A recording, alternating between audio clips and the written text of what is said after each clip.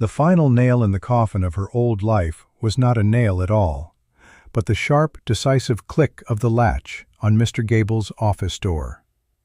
It sounded unnaturally loud in the frozen silence of Providence, a town that had just finished burying her husband, David, and was now politely, but firmly, burying her as well. Ilara stood on the boardwalk, the wind a physical blow against her threadbare coat. In her hand were 12 silver dollars and a deed, its papers so brittle it felt like a dried leaf. Her son, Finn, all of 6 years old, clutched her skirt, his face buried in the coarse wool, his small body shivering. Inside, the town council, led by Gable, had been clear. David's brother, Silas, a man with a heart as hard and barren as the winter fields, was the rightful heir to the farm. The law was the law. They had been generous, Gable insisted, his voice smooth as oiled leather. They had convinced Silas to give her this small settlement and the deed to the outlying plot, a gesture of Christian charity. Ilara knew it for what it was, an expulsion. They wanted the widow and her child gone, a loose thread snipped from the town's tidy fabric. "It's for the best, Ilara," Gable had said, avoiding her eyes by straightening a stack of ledgers. "The plot is, well, it's not prime land, but it is yours, free and clear." He didn't need to say more. Everyone knew of the plot. They called it the Devil's Steam Bath, a useless patch of rock and stunted juniper 3 miles north of town, a place where strange vapors sometimes rose from the ground on the coldest days. It was a geological curiosity, a piece of land considered not just worthless, but cursed. It could not be farmed, it could not be ranched, and no one in their right mind would build on it. It was a joke, and the joke was now on her. She looked down at the $12 in her palm. It was enough for a coach ticket east, to some factory town where she and Finn would be swallowed whole. It was enough to become a beggar, dependent on the strained kindness of strangers. Or it was enough for an axe, a sack of flour, and a few pounds of salt. The town of Providence watched her from behind their frosty windows. They saw a pitiable figure, a woman already defeated. They expected her to take the coach. They expected her to break. Ilara closed her hand over the coins, the metal biting into her skin. She looked down at the top of Finn's head, at the whorl of his brown hair. She felt a cold, hard certainty settle in her bones, a feeling so solid it felt like a second spine. They had taken her home, her husband, her standing. They would not take her will. She turned away from the coach station, her back to the life she had known. She walked toward the mercantile, the crunch of her worn boots on the snow, a declaration of war. Mr. Gable watched her come, a flicker of surprise in his eyes. "I'll need a good axe," she said, her voice steady. "The best one you have, and a shovel." The journey was a new kind of cruelty. The 3 miles felt like 100. The wind had no trees to blunt its force, and it screamed across the open plains, driving ice crystals that stung her exposed cheeks like needles.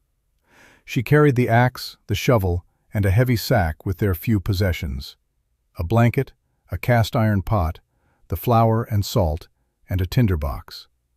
Finn, too small to manage the deep snow for long, rode on her back, his small arms wrapped tightly around her neck, his cold breath puffing against her ear. Every step was a battle. The weight of her son and the supplies drove her deep into the snow, and each leg had to be pulled from its frozen grip with a grunt of effort. The landscape was a punishing monotony of white and gray. The sun was a pale, useless disk in the sky, offering no warmth, only a glare that made her eyes water. The silence was absolute, broken only by her own ragged breathing and the relentless howl of the wind. She was an island of struggling life in a dead, frozen world. When they finally reached the plot, despair washed over her like a physical wave. It was worse than the stories. It was a shallow, rocky depression, a scar on the land. A few skeletal junipers clung to the edges, their branches twisted into agonized shapes by the wind. The ground was littered with shattered rock, and the snow that had gathered in the hollow was thin, as if the land itself refused to hold on to anything soft or gentle. It was a place of profound and utter desolation.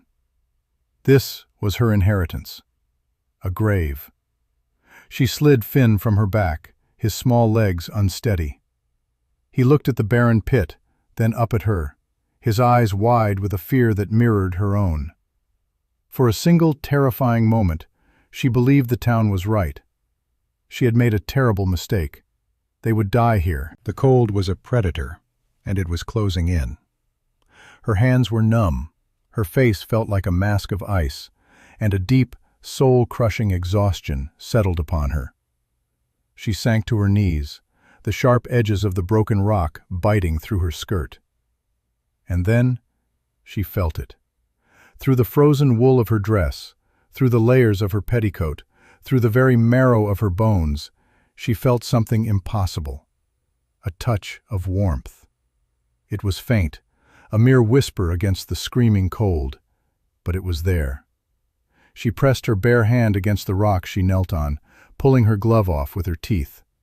The surface was frigid, but beneath it, deep within the stone, was a pulse of latent heat. She scrambled forward, her heart hammering against her ribs.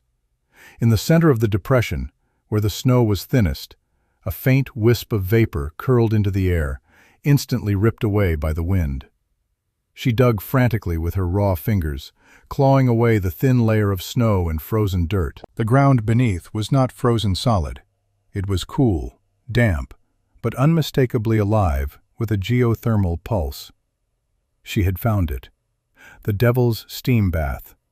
The town's curse was a hidden spring, a deep and secret fire in the heart of the earth. It was not a grave, it was a chance. The work began with a fury born of desperation. The first task was to deepen the depression, to carve out a space that could become a home. The shovel rang against stone, the sound swallowed by the immense, cold silence. The top layer of earth was frozen, but only for a few inches. Beneath it, the ground was soft and warm. Steam rose around her as she worked, clinging to her clothes and freezing in her hair, turning her into a strange, frosted creature. Every shovelful of dirt and rock was a victory against the cold.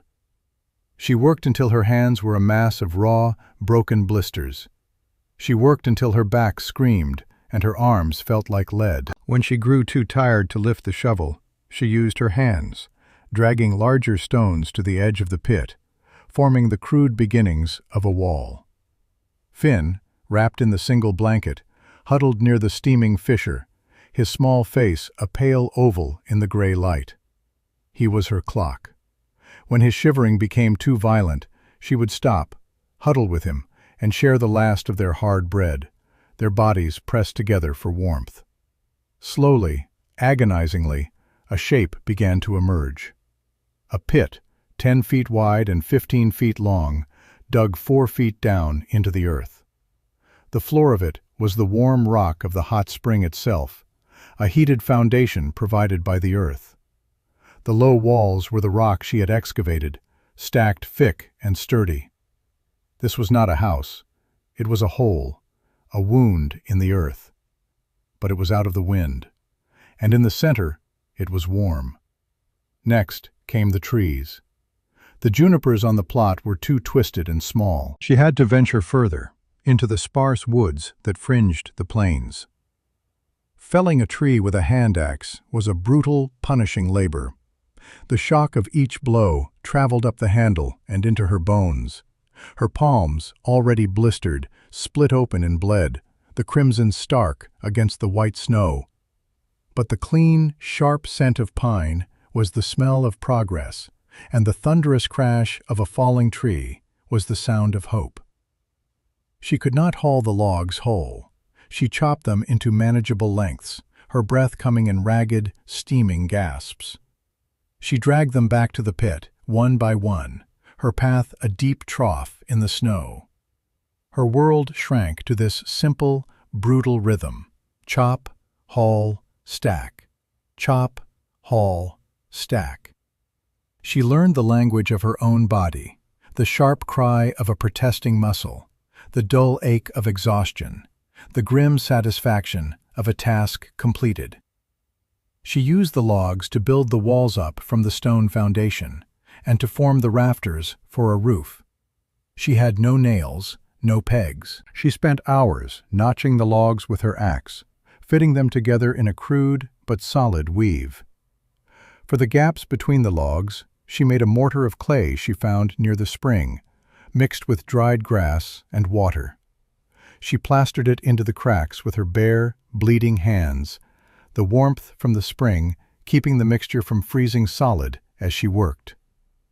The roof was the final, desperate challenge. She laid a lattice of smaller branches across the main rafters, then covered it with pine boughs. On top of that, she laid the sod she had painstakingly cut from the edges of the plot before the deepest freeze had set in. It was heavy, back-breaking work, lifting the squares of earth and grass over her head, fitting them into place. The final result was a low, shaggy mound, half buried in the earth, barely distinguishable from the surrounding landscape. A door, fashioned from lashed-together planks hewn from the widest log, was set into the south-facing wall. It was crude, heavy, and beautiful. Inside, she built a small fireplace and chimney against one of the stone walls, using the flattest rocks and more of her clay mortar. The fissure in the floor provided a constant, gentle warmth, but a fire was needed for cooking, for light, and for a defense against the bone-deep chill that would come in the dead of night. Her first fire was a sacred moment. As smoke curled up the chimney and the small space filled with a flickering orange light, she wept.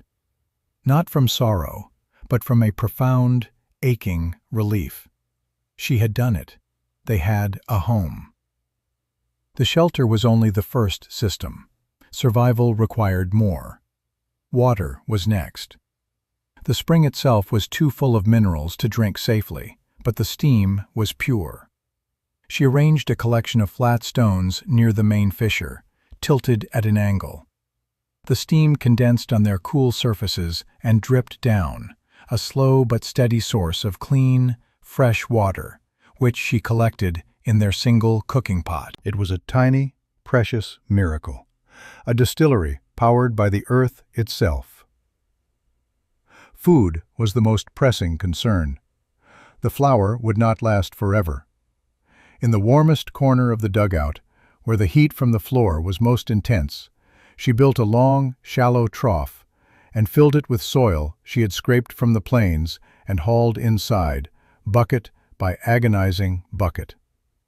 The earth was rich and dark. In it, she planted the handful of potato eyes and kale seeds she had bought with her last few cents. It was a desperate gamble, a garden in the dead of winter, but the constant, gentle warmth from below gave her hope. With the shelter established, she knew she needed one more thing: life. Not just her own and Finn's, but the warmth and sustenance of animals. With 4 of her $12 remaining, she made the long trek back to Providence. The town was a shock to her system. The smells, the sounds, the sight of so many people felt alien after her weeks of intense, solitary labor. She walked into Gable's Mercantile, her head held high. The whispers started instantly. Her face was gaunt and wind-burned. Her hands were scarred, and her clothes were stained with dirt and pine pitch. She looked like a wild thing. Gable stood behind the counter, a smug, pitying look on his face. "Well, look what the wind blew in," he said, loud enough for the other customers to hear. "Come back for that coach ticket, Ilara?" "I need 2 laying hens, a sack of feed, and a milking goat, if you have one," she stated, ignoring his jibe. She placed her $4 silver on the counter. A wave of disbelief rippled through the store. A goat? Chickens? For that rock pile? The absurdity of it was too much for them. A man in the corner, a burly trapper named Brant, let out a loud laugh. "What you gonna do, Steam Girl?" he sneered. "Keep 'em in that hole with you? They'll freeze solid by morning." The name stuck. Steam Girl. The folly. The widow's hole. Gable counted the money, his lips pursed. It was just enough. He sold her a scrawny goat and 2 nervous-looking hens. He clearly believed he was selling them to their deaths. The journey back was even harder than the first. She had to half-carry, half-drag the stubborn goat, while carrying the hens in a sack slung over her shoulder. The laughter from the town followed her out into the wilderness, a cold, sharp sound that echoed in her ears.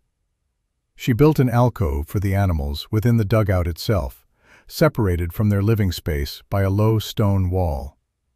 The shared warmth would keep them alive, and their bodies would add to the heat of the small space. The goat, which Finn named Daisy, provided a small but vital amount of milk each day. The hens, after a few days of settling in, began to lay eggs, small, brown, and more precious than gold. Each one was a defiance.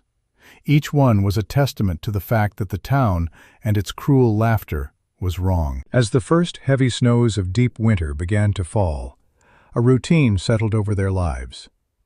Their world shrank to the warm, humid confines of the dugout. The sun would rise, but they would barely see it through the single, small, greased paper window she had fashioned. Their days were measured by small, essential tasks. In the morning, she would milk Daisy and feed the chickens. She would tend to the garden, a patch of impossible green in the subterranean warmth. The kale grew strong and vibrant, a defiant splash of color against the earthen walls. She would check her snare lines, set in the juniper groves above their shelter. Some days they were empty. Other days they yielded a rabbit, a welcome addition of meat to their diet of eggs, kale, and potato soup. She taught Finn his letters, scratching them into the dirt floor with a stick. In the evenings, by the light of the fire, she would mend their clothes, tell him stories of his father, and listen to the wind howling over their sod roof. It was a sound that no longer terrified her. It was the sound of a predator locked outside, unable to get in. The mockery from Providence had faded into a distant memory, replaced by the immediate, tangible reality of their survival. The nickname Brant had given her, Steam Girl, was a source of bitter irony. The very thing they mocked was the source of her salvation. The steam kept the ground from freezing, kept the animals alive, watered their garden, and provided a constant, life-giving warmth that no draft could penetrate. They faced smaller tests. One night, a pack of wolves, drawn by the scent of the goat, circled their shelter. Their howls were a chilling sound, but the stone walls were solid, the door was barred, and the rising steam confused their senses. They eventually moved on, leaving nothing but tracks in the snow. Another time, a week of melting rain threatened to flood their home, but the slight elevation of the entrance and the porous rock around them allowed the water to drain away. Each challenge overcome was a lesson learned, a reinforcement of her design. She was not just surviving, she was learning the secrets of this place, secrets the town, with its rigid wooden houses and conventional wisdom, would never understand. The deep winter was a time of profound solitude, but not of loneliness. She had Finn, whose childish chatter filled the small space with life. She had the quiet companionship of the animals. And she had the work, a constant, demanding partner that left no room for despair. Her world was small, warm, and ordered. It was a fortress of life carved into the heart of a dead and frozen world. Then came the blizzard. It was not like the other storms. This one arrived like an invading army. It did not just blow, it screamed. It did not just snow, it buried. The locals would later call it the Great Freeze of '83, a storm that would be spoken of in hushed tones for generations. It began with a sky the color of a bruise and a wind that carried a new, deeper kind of cold, a cold that felt ancient and malevolent. Elara felt the change in the air hours before the first snowflake fell. She secured the door, brought in an extra pile of firewood, and checked on the animals. Daisy bleated nervously, and the hens were restless. Inside their dugout, the world was calm. The fire crackled, the air was warm and humid from the steam, and the smell of potato soup simmering over the hearth filled the small space. Finn was on the floor, carefully stacking small, smooth stones. From within their sanctuary, the coming storm was just a distant rumor. Outside, the world was being torn apart. The wind hit Providence not like a breeze, but like a solid wall. It ripped shingles from roofs and shattered windows. The snow came down in a blinding, horizontal torrent, erasing the world in a fury of white. Visibility dropped to zero. To step outside was to be instantly lost, to be scoured by ice and suffocated by snow. The temperature plummeted, dropping to 10 below, then 20, then an unimaginable 30 degrees below zero. In Providence, confidence shattered. The town, built on the principles of frontier self-reliance, began to fail. The conventional structures, the sturdy log cabins and wood frame houses that were sources of such pride, became frozen tombs. The wind found every crack, every chink in the mortar. Drafts that were once minor annoyances became daggers of ice. Families huddled around their fireplaces, burning through their carefully rationed firewood at an alarming rate. Roofs, not built for such a weight of snow, began to groan and sag. The roof of the livery stable was the first to go, collapsing with a sound like thunder, and killing half the town's horses. Chimneys, clogged with wind-driven snow, failed to draw, filling houses with blinding, choking smoke. People were forced to put out their fires, choosing the certainty of freezing over the risk of suffocation. Livestock left in barns froze to death where they stood. The town's wisdom, its entire way of life, was proving fatally inadequate. Mr. Gable's well-built house, the finest in town, had a crack in its foundation, and a relentless, killing cold was seeping into his parlor. In her shelter, Elara and Finn listened to the storm rage above them. The wind shrieked over their sod roof, a wild, unholy sound, but inside, its force was muted. The earth absorbed the vibration. The temperature in their dugout held steady. The geothermal heat from the floor was a constant, gentle furnace that the storm could not touch. The fire in the hearth burned cleanly, its smoke drawing perfectly up the stone chimney. The animals were calm, their soft noises a comforting counterpoint to the tempest outside. Elara tended her garden, the green leaves of the kale looking vibrant and alive, an act of impossible defiance against the white death that had consumed the world. She was not fighting the storm. She was simply outside its reach. The blizzard raged for 3 days. On the 4th morning, the wind finally died, leaving behind a world transformed. It was a place of alien beauty and terrifying silence. The snow was piled in monstrous drifts, 20 feet high in places, sculpting the landscape into smooth, unfamiliar shapes. The sun rose into a brilliantly clear sky, but it was a liar, offering no warmth. The air was so cold it hurt to breathe, seizing the lungs like a fist of ice. It was on that 4th day that she heard it. A frantic, desperate pounding on her heavy door. It was a sound so unexpected it felt like a violation. Finn scrambled behind her, his eyes wide. Elara grabbed the iron poker from the hearth, her heart pounding. Who could possibly be out there? She pulled back the heavy bar and cracked the door open a few inches. A figure, caked in snow and ice, fell forward into the opening. It was Brant, the trapper who had laughed at her in the store.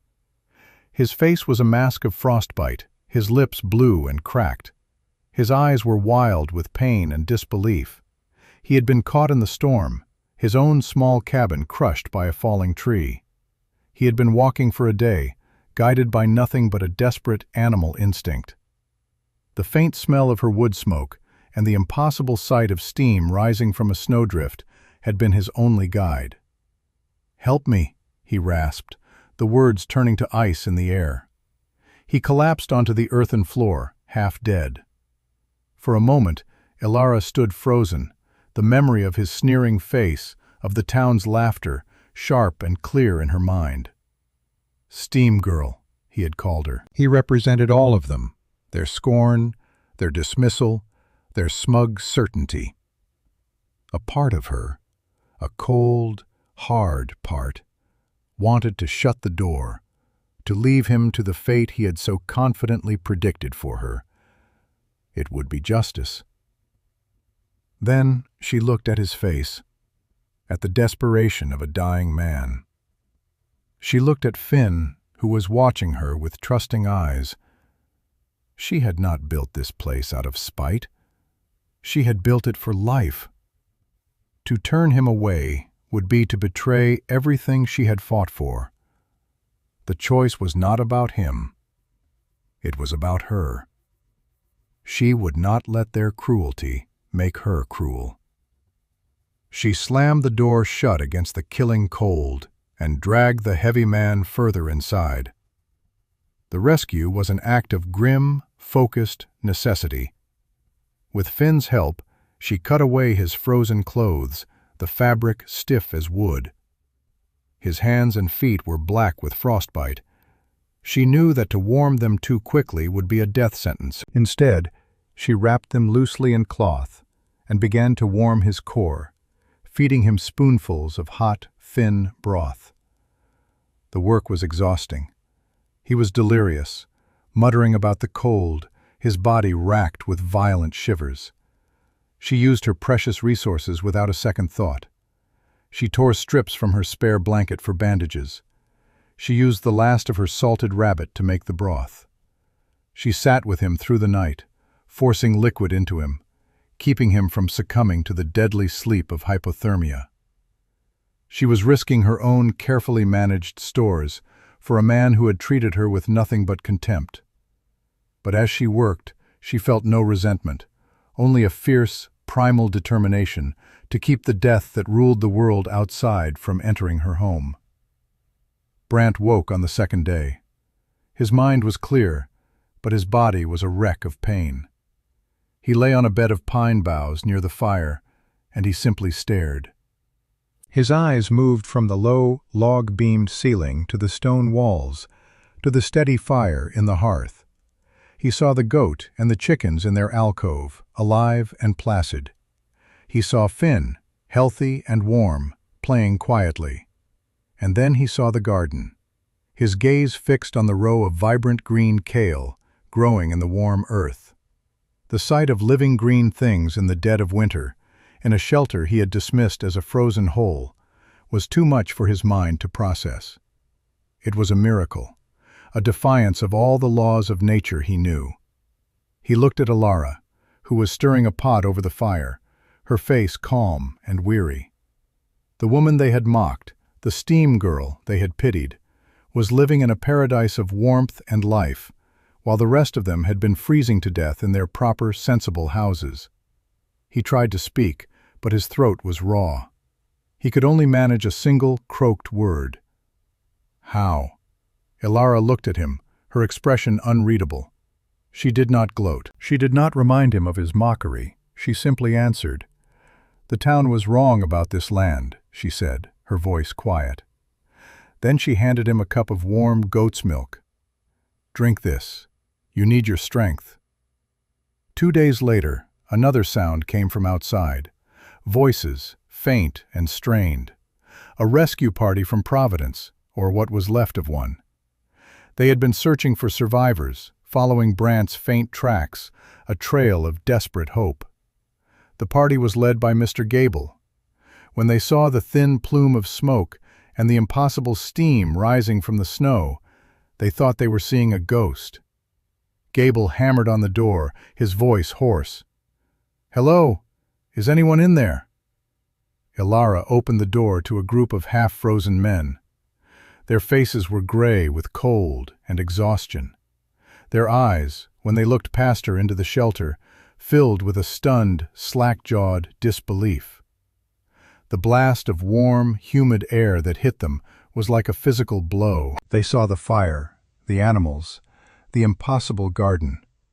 They saw Brant, alive, propped up against the wall. Gable's gaze swept across the scene, his mind struggling to reconcile the pathetic widow's hole of his imagination with the thriving, life-filled sanctuary before him. He saw the ingenious water system, the neat stacks of firewood, the shelves carved into the earth wall holding preserved goods. He saw not chaos and desperation, but order, warmth, and abundance. He saw a system that had worked, while his entire world had failed. His eyes met Ilara's. The smugness was gone, replaced by a deep, hollowed-out shame. He looked at his own son, a boy of Finn's age, who stood shivering beside him, his face pinched and blue. He thought of the families in town, huddled in the freezing church, their food gone, their hope dwindling. He thought of the names they had called this woman, the jokes they had made at her expense. The catharsis came in a rush of cold air and humbled words. "We were wrong," Gable said, his voice cracking. The other men stared at the ground, unable to meet her gaze. "My God, Ilara, we called you a fool. We were the fools." This was her moment of triumph, the vindication she had earned with her own blood and sweat. She could have turned them away. She could have recited their own words back to them. She could have reveled in their shame. But looking at their desperate, frozen faces, she felt no triumph, only a deep, quiet compassion. Her victory was not over them. It was over the cold, over death itself. And it was a victory she was willing to share. She stepped back, holding the door wide. "There is soup," she said, her voice clear and steady. "The children are cold. Bring them inside." In the days that followed, Ilara's dugout became the heart of Providence. She organized rescue parties, sending the men back out with sleds loaded with firewood, hot soup, and blankets. She brought the sickest children into her shelter, letting them recover in the steady warmth. Her home, once a symbol of foolishness, became a beacon of hope. The people who entered were stunned into silence. They touched the warm floor, stared at the green plants, and drank the fresh, clean water with a sense of reverence. The community's relationship with her was transformed overnight. The mockery was replaced by a profound, humbled respect. They no longer called her Steam Girl, they called her Ilara. They came to her not with pity, but with questions. "How did you know? How did you build this?" They brought her things to trade, tools, cloth, lumber from the collapsed stables, in exchange for potatoes and kale, vegetables that tasted of life itself. Mr. Gable's authority in the town was broken. He had offered advice that led to ruin. She had chosen a path that led to salvation. When spring finally came, and the great melt began, Providence started to rebuild, but it rebuilt differently. No one ever again built a house without first considering the wind, the earth, and the lessons learned from Ilara's hold, as it came to be known. They dug deeper foundations. They built with stone and sod. They learned to see the land not as an enemy to be conquered, but as a partner with secrets to share. Ilara's story spread far beyond the confines of the small town. Travelers and traders carried the tale of the abandoned widow who built a home over a hot spring and survived the Great Freeze. Her methods, born of desperation, became principles of a new kind of frontier architecture, one that valued resilience over appearance, and cooperation with nature over domination of it.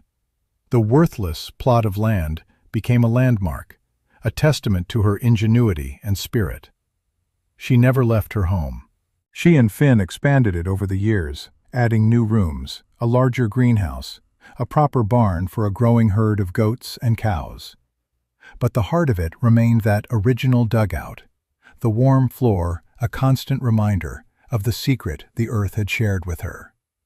She never remarried, finding a deep and lasting contentment in the life she had forged with her own two hands. She remained a quiet, steady presence, a woman who had faced the worst of both nature and humanity, and had met them not with bitterness, but with grace and an unbreakable will. Years later, as an old woman, she would sit on the bench outside her door, watching Finn work the land with his own children. She would look out over the prosperous homestead, at the fields that now bloomed where once there was only rock and scrub. She would feel the gentle, constant warmth rising from the earth beneath her feet, and reflect on the strange journey of her life. The world had tried to discard her, to cast her into a frozen grave, but it had only succeeded in planting her in the one place where she could truly grow. She had learned that true shelter is not built of wood and nails, but of courage, and that the greatest strength is not found in what you are given, but in what you build when you have nothing left.